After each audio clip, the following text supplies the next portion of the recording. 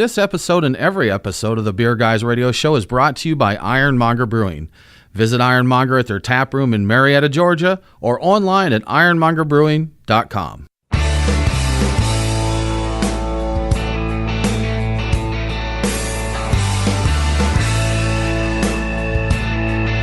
Open up a tab, grab a seat, and pour a pint. It's time for the Beer Guys Radio Show. You want free beer? Go to the brewery. Dedicated to the art, science, and enjoyment of craft beer. Yeah, what's wrong with the beer we got? Now, here are your hosts, Tim Dennis and Brian Hewitt. And welcome to the Beer Guys Radio Show. We are broadcasting from the Beer Guys Radio Studios in Marietta, Georgia. And this week we are talking with Founders Brewing Company. I'm Tim Dennis, and with me, as always, is my good friend and co-host, Mr. Brian Hewitt. Hello, Mr. Tim Dennis. Joining us today, we have Jeremy Kosmicki, the brewmaster for Founders Brewing Company in Grand Rapids, Michigan. We're going to talk about big barrel-aged beers, but also some lighter Founders offerings just in time for the warm parts of drinking season. Jeremy, thanks for joining us. Oh, it's a pleasure, guys. We are just sipping your Green Zebra right now, which this is my first time having it. And I got to say, we were chatting about this just before we went on the air here. Really nice watermelon note in this. Yes. This is me personally the best watermelon beer I have had. Oh, awesome. Thanks for saying so. Yeah, it's, man, absolutely.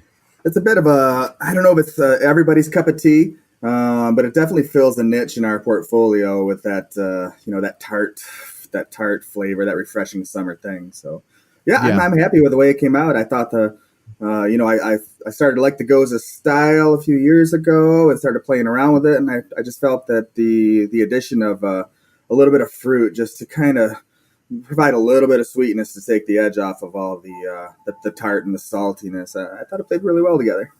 Yeah, and I'm a big fan of fruited Berliners and Gozas anyhow, especially when it's 140 degrees and 130% humidity in Atlanta in the summer.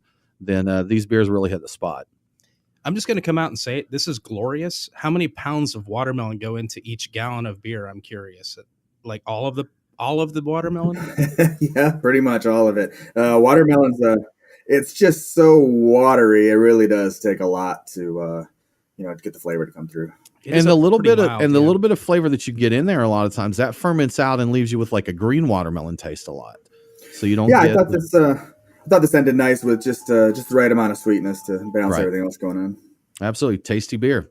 Cool, well, Brian, guys. we had a busy week. What all did you get into? We did 420 Fest this weekend. How'd you enjoy that? So that was fun.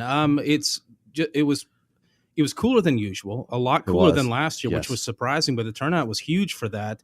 The experience tent was great. I went in there and had the Sweetwater Blue Yum Yum, and that might be my very favorite of all of the various kind of G13 terpene strains. The 420 strain beers. The 420 strain beer, yeah. I also had the AM shift like I had to. It was a lager with coffee, and I enjoyed that a great deal. And, it's a really cool thing they're doing there. It was a good time. We saw a lot of people we know. It was fun to hang out, just hanging out. Mitch Steele's walking around and all these, big, important beer people that, come from all over the place, at least around Georgia. And they're all hanging out, having a good time. It was fun. It was fun. What'd you think, Tim? I enjoyed it. Now, as you know, the experience tent is where Sweetwater kind of showcases some unusual one-off beers and things like that. But the 420 strain was definitely the focus this year. Sure. All their terpene beers, their hemp-infused terpene beers. And they had, I believe it was 5 new ones on that they haven't released because they've released the 420 strain G13, the IPA with that, and then the Mango Kush, the wheat.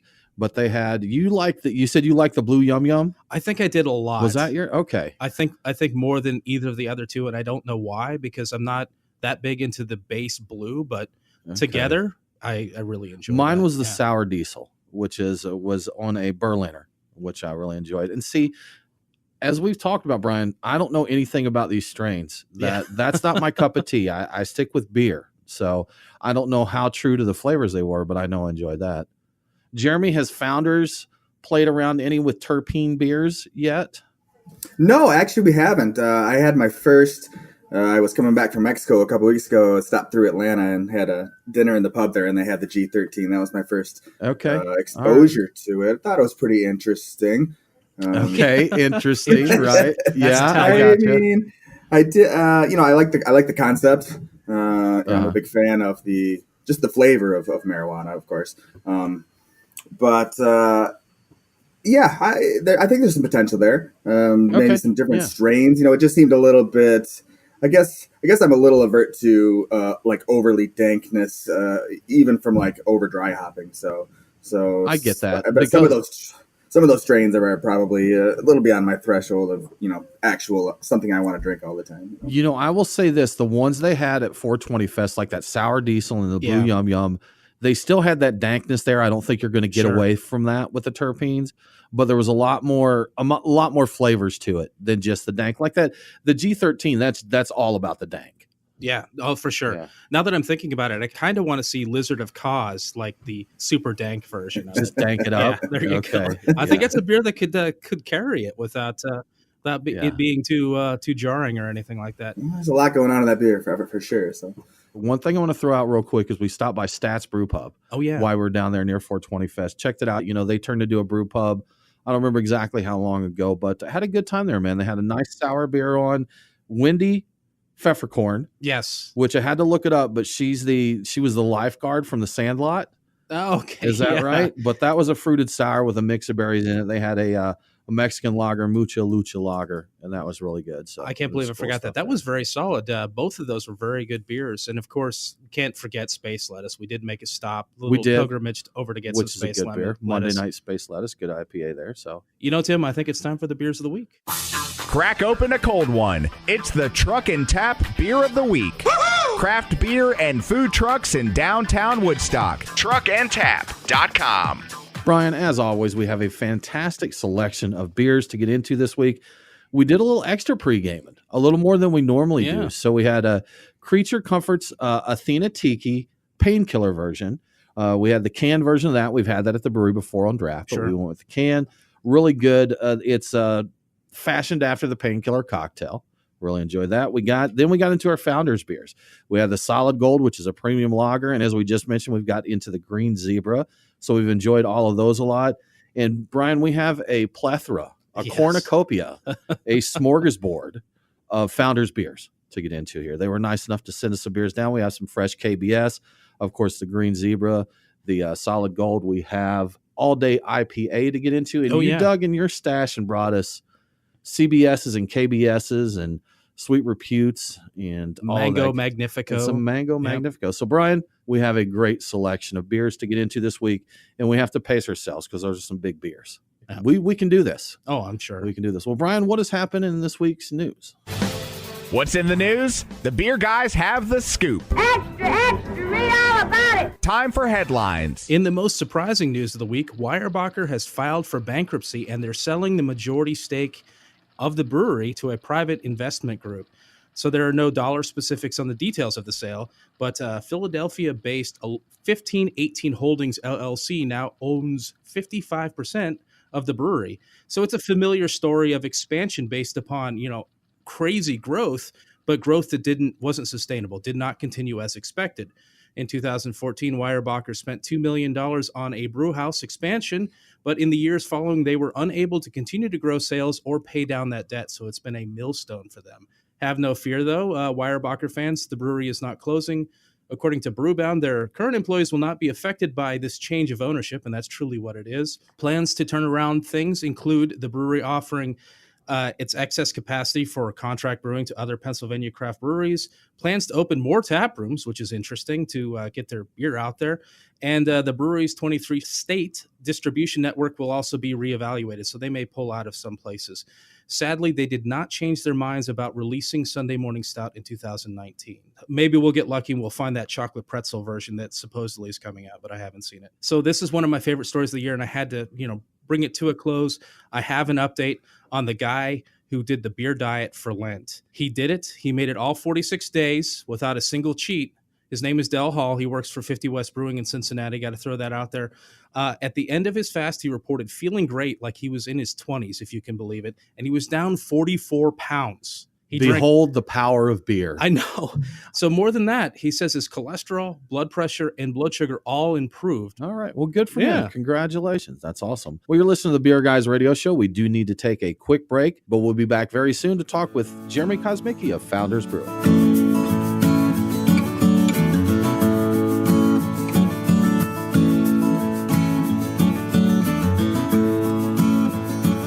As a brewery owner or taproom manager, are you looking for ways to enhance your customer experience while maximizing your revenues?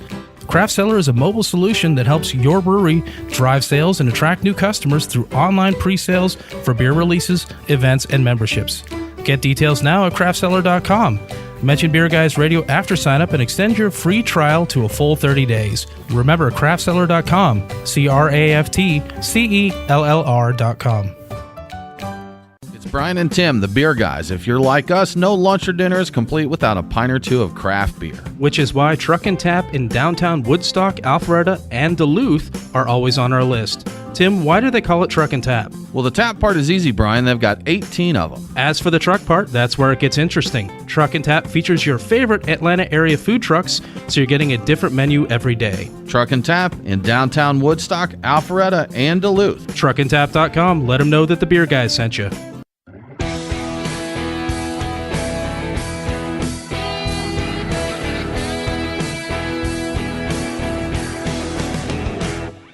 Follow the Beer Guys on Facebook, Twitter, and Instagram. Well, I'm sure I'd feel much worse if I weren't under such heavy sedation. Now, back to the Beer Guys Radio Show. Welcome back to the Beer Guys Radio Show. If you missed an episode, don't worry. All episodes are available as a podcast. Subscribe on your favorite podcasting app and never miss a show. Now back to our conversation with Jeremy Kosmicki from Founders Brewing. Jeremy, thank you once again for joining us. We do appreciate it very much. That's great. And we have just cracked into a little all-day IPA there, which I believe you said that's what you're in. No, you're drinking your Centennial IPA right now. I did. I upgraded tonight. Okay. To the full flavored IPA, but yeah, all day is always in my fridge for sure. Can you tell us a little bit about this one? Because I think this was one of the first kind of on the session IPA trend, if you will. Yeah. So we were pretty early to the game. I don't know if we were first, but I think we were the first to really get after it and put it in the big package and try to make something of it. It seemed like it was the right beer at the right time, personally and throughout our company. We were all fans of the Centennial IPA, but it's like, it's over 7% alcohol. And a lot of us like to drink a lot throughout the day sometimes. And man, it would just, by the end of the day, you just had a few too many beers and you're not going to get anything productive done. You lose your your motivation. You get home and, you still got to take care of your family and your house. And it's like, man, I just need to not be drinking IPA all day. What am I supposed to do?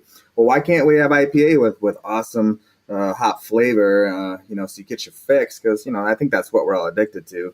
More so hops than alcohol, of course. But, why can't we get all that and cut it down with the alcohol? So it took a while. It was a hard recipe to develop. It was a hard balance to achieve, not being too bitter, not being too dry, but also, not too malty. So, we went with a bunch of adjuncts in there with your, wheat and oats and some corn to, provide that hint of body, that implied body, I like to call it, while it still finishes pretty dry and crushable. And a big old dry hop with some of my favorite hop varieties. And that corn syrup that you said there. Yeah, right. Right. And, this beer intrigues me. It's drinks extremely well for session beer. I kind of geeked out on it a little bit and watched one of the history of making it videos or read a post. I forget if it was a post or a video. I saw that you were doing some interesting stuff with hops back when this came out that kind of intrigued me, like dry hopping in the middle of fermentation, or like high crossing or something like that, which is something I know when we were homebrewing, we were just reading about it in like 2013, the biotransformation of hops. And like, these guys were doing this 10 years before we even heard of it. So ahead of its time. Was this the hardest recipe for you to nail down? I think so. I really do. It took the most stabs at it. It was the most, of course, all recipes mean something to me, but this one was really important. I thought that this, for one thing, it was like the number one thing that I could imagine myself drinking, right? Something to satisfy my hop craving, be refreshing, be low alcohol. And I thought that it had a lot of potential. So I wanted to nail it. But man, hey, like I said, it was tough getting that balance down. And I think that, as I was working on this recipe, I saw a handful of other session IPAs go to market, and I was like, why is this taking me so long? But Right. honestly, I was glad to put the time in, because most other session IPAs, I guess, have come and gone. I don't think that there's a whole lot. People aren't riding that way they were a couple of years ago. And maybe the success of All Day is, just kind of driven some of the competition away, but maybe it's just a case of it's a hard beer to really nail in and nail that balance. You did it though. I mean, that's the important part. Finally, yes. And see, we found out the inside story of the name is kind of self-serving. Is it's All Day IPA. They're not talking about the weekend. You can drink this all day at work. You can work and drink on it all day. It's brewing all day and drinking all day IPA. We have new policies actually at the demo house. See, gotta have policies. Right. After this beer came out, new policies. You know what though? You see a lot of breweries that start off like that. You see guys that come and, I mean, it's fun. You're doing something. Yes, it's working that, but you're enjoying it. This is something that people move from a hobby, to a profession with it. And we, Jeremy, our studio is inside of a brewery here, so we've got a space. So we're actually in Monger Brewing up here in Marietta, Georgia, and we occasionally or frequently share our beers with some of the folks in the tap room here, and we have to be careful because we have led them astray a time or two with some of the beers we take them, and they do have to work. They are working here, so we have to keep that in mind. We're such a bad influence. Yeah, because some of them are not all day type of beers that we take out. Like we had a 15% stout last week. 2 of them. We did, yes. Yeah. 15 and 13 maybe, but yeah, big. Right. Now, Jeremy, I watched some videos and read some posts on that. Kind of an interesting story of the timing when you joined the brewery.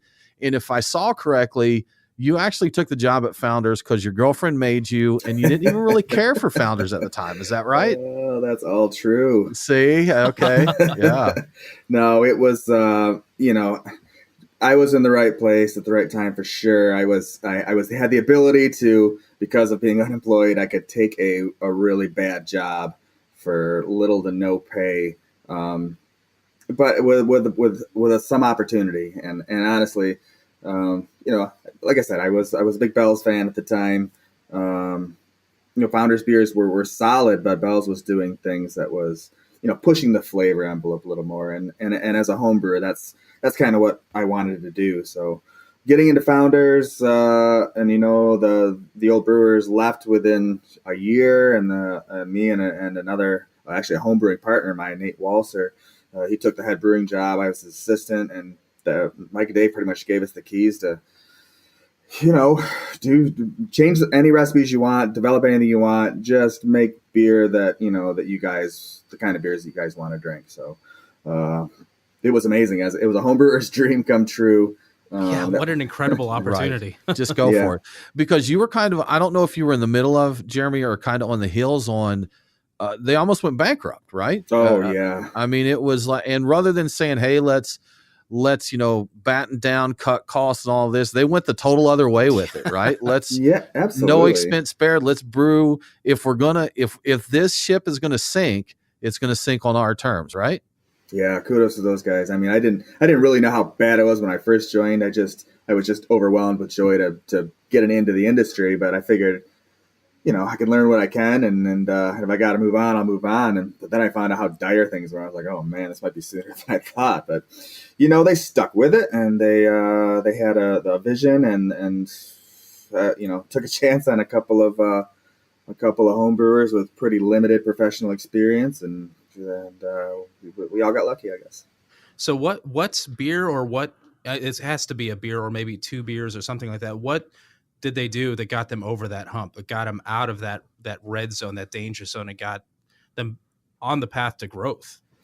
Well, it started with things like making some special beers. Like, we had a pretty good sized tap room, but it was always just the same stuff that they would, they were put out in bottles, your amber ale, your wheat beer, your pale ale. We started making some different stuff, beers like Dirty Bastard, Breakfast Stout, Red's Rye. Those were some of the first beers that we made to be like, just serve at our tap room and try to drum up some interest. And at some point, Mike was like, I want to put those beers into a bottle, and I want to send those beers out in our portfolio. And I was like, really? I'm like, I hadn't really thought that was the plan, but it worked perfect, but it was years, honestly, it was years before we really started to realize any sort of success. We were in a pretty big hole where it just took a while to recognize that things were getting better. You could feel it around you, but still the business was pretty dire for the first 10 years at least. Well, you talk about the beers that they were doing there. Those beers were the formula for success for a brewery in the mid to late 90s. That's what the people told them to make. That's what breweries made back in the mid to late 90s, and everybody was making those styles of beers, and they weren't generating any new interests, and so for us to go, and kind of pioneer, I don't love the word, but the extreme beer movement, the stepping out of the tradition and the normal and just trying to experiment with some flavors. So, we were definitely at the forefront of that. And yeah, that's where we continue to play around in. Of course, we've settled into a couple nice flagship style beers that can drive the volume and actually pay the bill, so we can screw around more with different fun stuff. Fun. We're going to talk about a couple of those fun ones, like some KBS and CBS, in just a minute. You'll listen to Beer Guys Radio Show, and we'll be back with Founders Brewing right after this.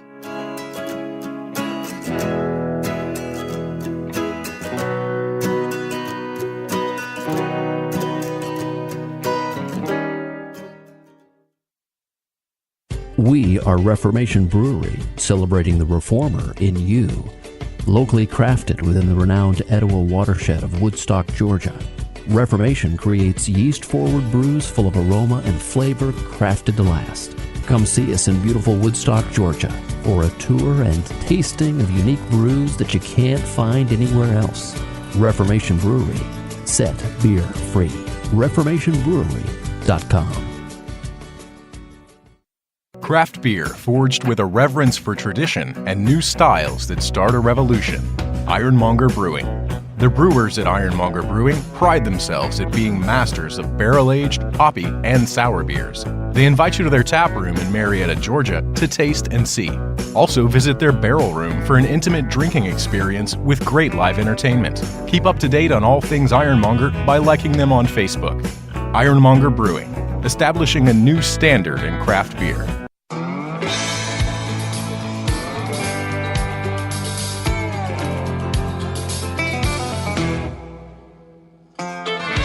Follow the Beer Guys on Facebook, Twitter, and Instagram. Next Friday is Hawaiian Shirt Day. So, if you want to, go ahead and wear a Hawaiian shirt and jeans. Now, back to the Beer Guys Radio Show.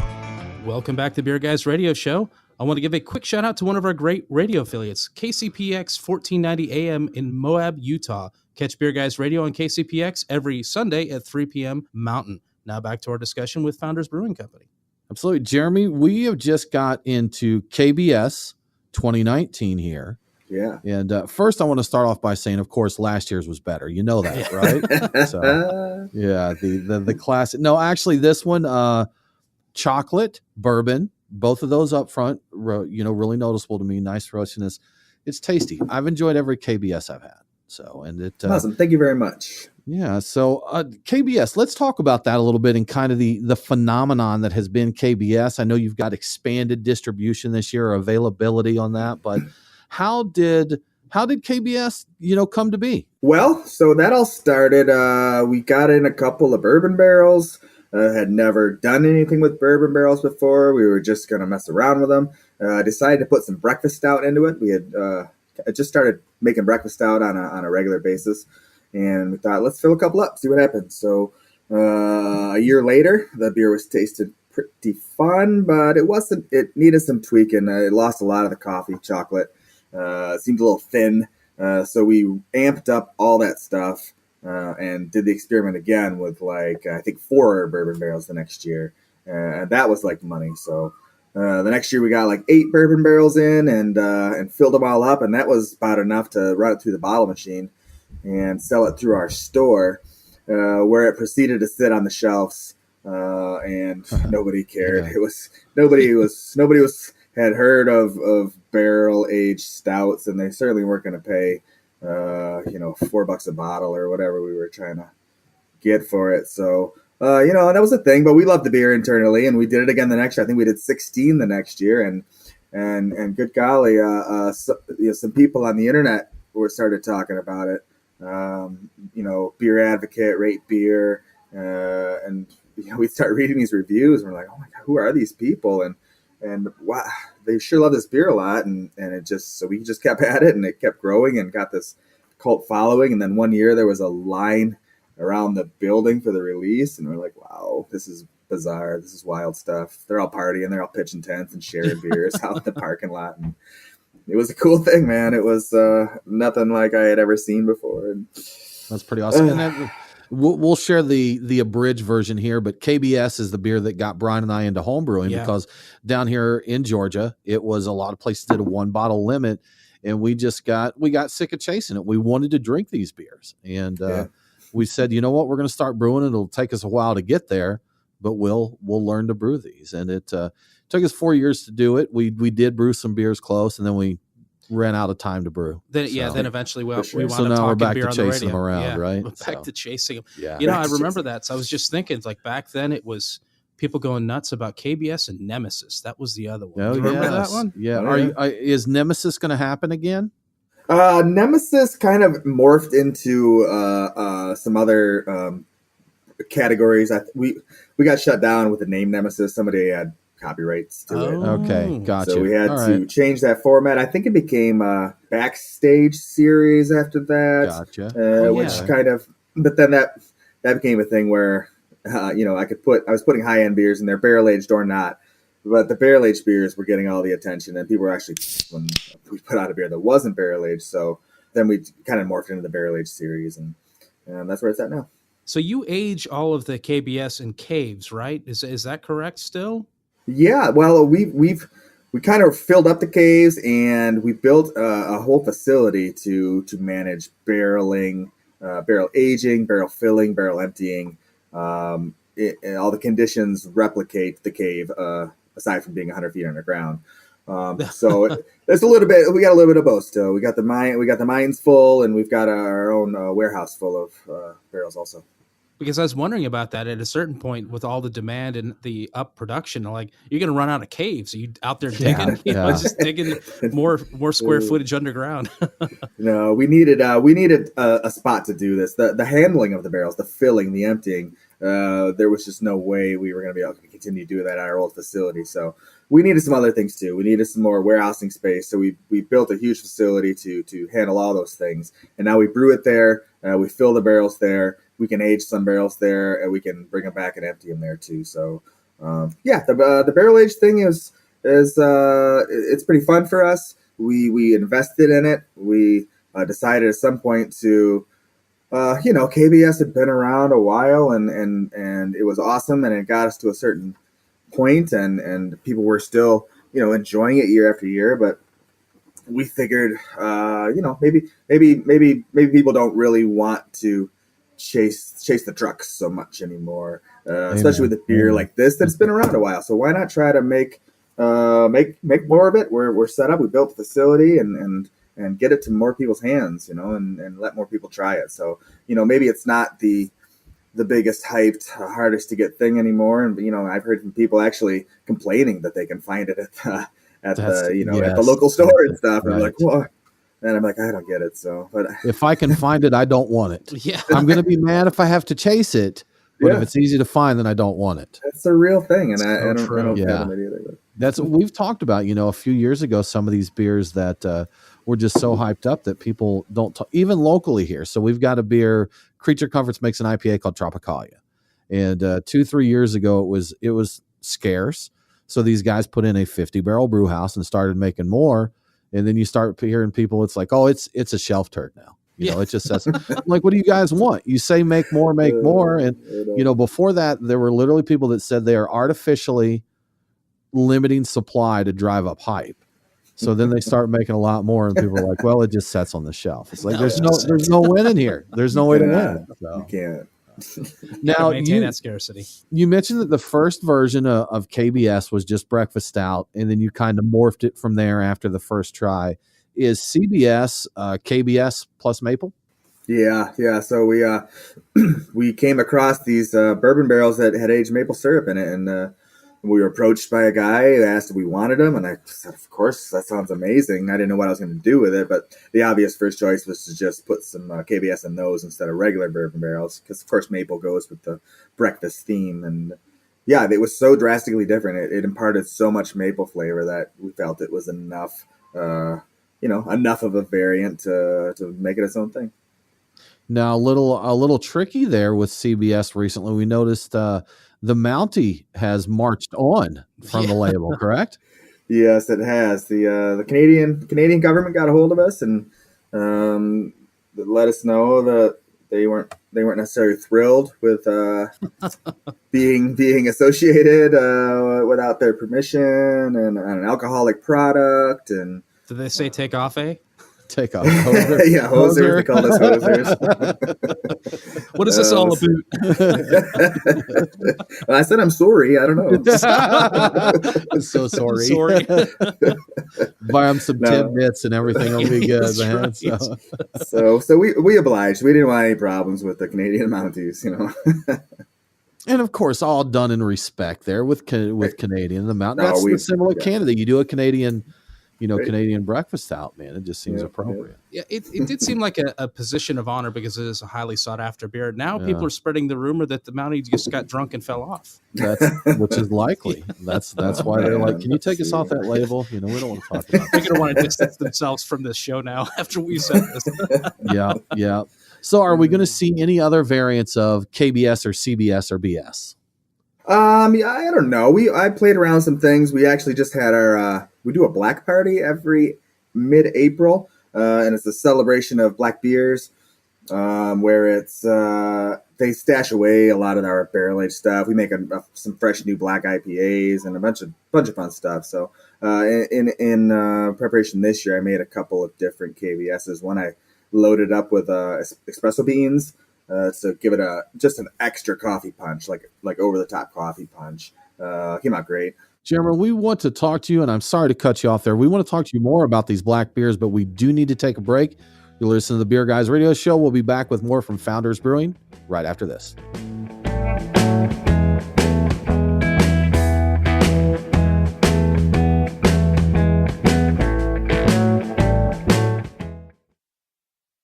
Brian and Tim, the Beer Guys. If you're like us, no lunch or dinner is complete without a pint or two of craft beer. Which is why Truck and Tap in downtown Woodstock, Alpharetta, and Duluth are always on our list. Tim, why do they call it Truck and Tap? Well, the tap part is easy, Brian. They've got 18 of them. As for the truck part, that's where it gets interesting. Truck and Tap features your favorite Atlanta area food trucks, so you're getting a different menu every day. Truck and Tap in downtown Woodstock, Alpharetta, and Duluth. Truckandtap.com. Let them know that the Beer Guys sent you.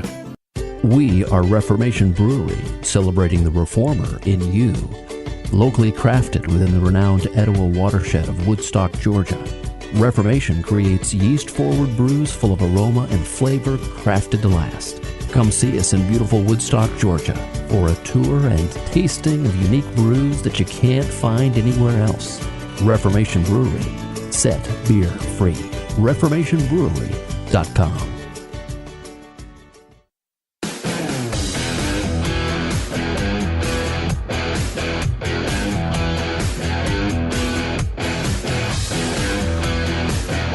Follow the Beer Guys on Facebook, Twitter, and Instagram. Now, back to the Beer Guys Radio Show. Oh, God, here we go again. Dork alert. Welcome back to the Beer Guys Radio Show. If you enjoy the show, please consider supporting us on Patreon. Just go to patreon.com/beerguys. Patrons can get some cool perks like Beer Guys swag and commercial-free episodes. Now back to our conversation with Jeremy Kosmicki from Founders Brewing Company. Jeremy, I do apologize once again for having to cut you off there in the last segment, but we were talking black beers. Yes. And you were talking about doing that. And one we did want to mention to you because it just sounds so absolutely insane is we saw you actually did a black Brute IPA. Is that right? Sure. Yeah, why not? Why not? Go for it, man. Go for it. So tell us about that beer. I'm just curious about how that one come about. Yeah, so it's pretty cool. We do this program at the brewery where we ask all our employees to submit their beer ideas, and every month we pick a winning team, and we take their idea in our R&D department, and we show them how we would take that to recipe form, with their help and their opinions and their input, And then they actually get to come and make the beer on brew day with us, and see how that process all goes. And then, of course, the beer goes on tap. Just tell everybody that they made it, and then they bring all their friends in, and it's a pretty cool opportunity, and it's educational and it's fun, and it keeps people excited. So, our packaging team, some guys back there had this idea for a black brute. We do a black IPA every year, and several variations. And we did our first Brute IPAs last summer too, which actually turned out pretty fun, pretty nice. So this was totally their idea. I have to admit that I had nothing to do with. I hadn't even considered making a black Brute IPA, but when they submitted that, I was like, wow, that's kind of a fun thing. I want to try that. So we went for it, and it came out nice. It's dry. It didn't dry down as far as our regular IPAs did. I just think some of those dark malts, no matter what enzymes you throw at them, aren't going to ferment. So, but it's nice. It's definitely got that character, that refreshment, and a good hop balance. And yeah, it came out nice. Interesting. I'd like to try that. I'm curious. I want to try all the beers, Brian. Indeed. You mentioned black IPAs there, and that's something I haven't heard in a while. Tastes in beer styles are always changing. I was wondering, what kind of beer would you like to see make a comeback? What style of beer? Is black IPA one of them? Do you have other ones? I like the black IPA. We had a beer before that called Black Rye, which was a hoppy rye black beer. But just something about it just wouldn't resonate with the general public. I think the idea of black and hops, and I feel like a lot of people are put off on hops and anything. Our barrel-aged IPAs got a lot of negative feedback. Yeah, people are just funny about it, and especially now, it's like, if it's not hazy, it's not even worth my time. So, but as far as a comeback beer, I don't know. I'm super into lagers lately, and of course, I'd love to kind of see Americans do to lagers what they've done to ales. We took cool English styles like pale ales and stouts, and we really Americanized them with the use of our super awesome hops that we grow here. And I just feel like lagers up till now have been pretty strictly traditional, and maybe a little bit shunned by the craft community at large. But I'd love to see some more hoppy pilsners and lagers coming out. That's what, we talked about that earlier. I don't remember if it was on the show or during the break, but talking about Dissenter. Oh yeah, and the IPL. Yeah. And we I think that was just maybe 2-3 years ahead of its time. People saw lager, India Pale lager, and they're like, no, I can't. No, I don't do lagers. That's lagers not right. Gross, I'm not going to do that. It was fantastic though. I missed that. It was, but speaking of beers I missed, I think we have to pay it off. I think we promised to tell the Frangelic Mountain Brown story. We did. Tim. Okay, so we're big fans of that beer, Jeremy. The Frangelic Mountain Brown. The flavors just go well together. Just a phenomenal beer. So Brian and I went to one of Atlanta's fancy steakhouses, a joint that we frequently go to party, and we had a cooler with us. We were either going to a bottle share or we planned, and just for safety's sake, Jeremy, we had a cooler of beer. We got to be safe. Yeah. So, and we go to park the car, and we're like, do you have bottle service? Can we bring a bottle in? And they're like, yeah, absolutely, no problem. So we bring it in. They're like, do you want an ice bucket? And we just said, yeah, sure. Why not? So they bring us the ice bucket, and we plop the bottle down in there, and they said, can we get you some glasses? We're like, yeah, thanks so much. They're like, red or white? And I'm like, brown ale? Do you have ale brown glasses? Do you have a snifter maybe? So we're dragging beer into this nice steakhouse, and they thought we were bottle service and wine, but we didn't care, because I will tell you this, that Frangelic Mountain Brown goes extremely nice with a 24-ounce ribeye steak. I bet it does. Yeah, so that was a fun time there. And another beer that you just talking barrel aged beers that we did. Your next up is Mas Agave. Is that correct? That's right. Can you tell us about that one? Yeah, I'd love to. It's pretty out there. So we I was inspired by the Goza style. We started with the Green Zebra, which you guys had earlier. I've done some different variations on it at the tap room. Kind of like the way lime kind of works with that flavor. Started thinking about lime and salt, and tequila came to my mind. And so I looked into sourcing some tequila barrels. But of course, if I'm going to put beer into wood, Gozas are generally in the 4% alcohol range. I thought that would be maybe a little. We should go for something bigger, and so we made a style known as Imperial Goza, which I don't know that that's really a thing, but yeah, just ramped up the alcohol on it, and it's a salty lime Goza aged in tequila barrels, also brewed with agave syrup. So I needed this beer to be big, and generally, if I'm going to make something super imperial, you might top it off with some liquid malt extract or something just to get your gravity up. But with this beer, I said, well, let's instead of doing that, let's use some agave syrup. So we sourced some blue agave nectar and fermented it down, so it's got a bunch of agave in there too.